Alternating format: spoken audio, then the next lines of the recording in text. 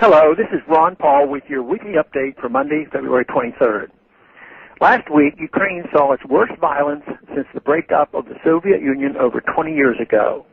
Protesters occupying the main square in the capital city of Kiev clashed with police, leaving many protesters and police dead and many more wounded. It is an ongoing tragedy, and it looks like there's no end in sight.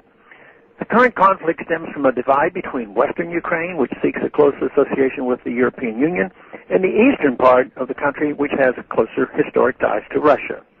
The usual interventionist in the United States has long meddled in the internal affairs of Ukraine. In 2003, it was the U.S. government money that helped finance the Orange Revolution, as U.S.-funded NGOs favoring one political group over the other were able to change the regime. These same people have not given up on Ukraine. They keep pushing their own agenda for Ukraine behind the scenes, even as they ridicule anyone who claims U.S. involvement.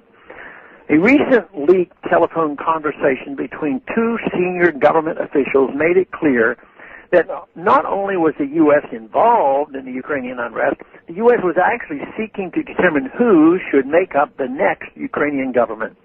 Senator John McCain, who has made several trips to Ukraine, recently to meet with the opposition, wrote last week that the U.S. must stand up to support the territorial integrity of Ukraine, including Crimea.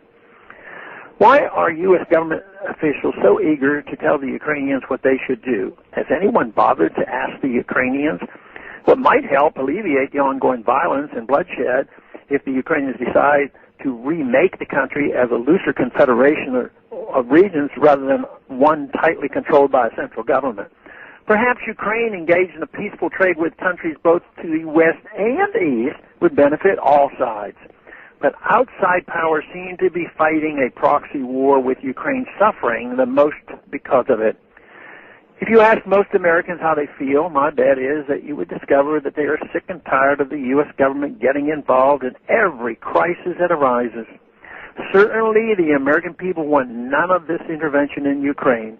They understand, as recent polls have shown, that our interventionist foreign policy is only creating more enemies overseas. And they also understand that we are out of money. We cannot afford to be the policeman of the world, even if we want to be. And I bet if we ask the Ukrainians, a vast majority of them would prefer that the U.S. and Russia and the European Union stay out of their affairs and respect their sovereignty. Is it so difficult to understand why people resent being lectured and bribed by foreign governments? All we need to do is put ourselves in the place of the Ukrainians and ask ourselves how we would feel if we were in the middle of a tug-of-war between a very strong Canada and on one side and a very strong Mexico on the other side. We would resent it as well. So let's keep our hands off Ukraine and let them solve their own problems. Thanks for calling this update. A new update is placed on this number, 888-322-1414, every Monday. The written text can be found on my free foundation website at www.the-free-foundation.org and on my Facebook page.